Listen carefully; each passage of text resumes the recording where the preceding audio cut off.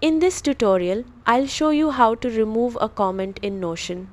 Whether you're cleaning up resolved feedback or deleting an unnecessary note, it only takes a few clicks. Let's get started.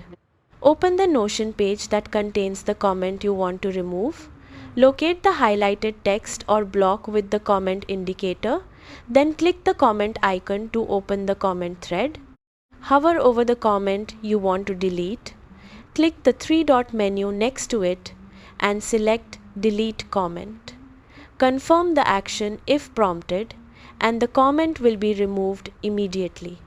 If you're looking for a comment on a larger page, click the Comments icon in the top right corner to open the Comments panel.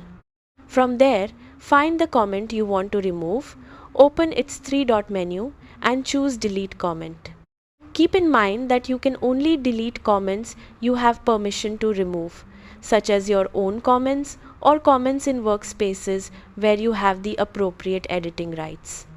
That's how to remove a comment in Notion. Thanks for watching.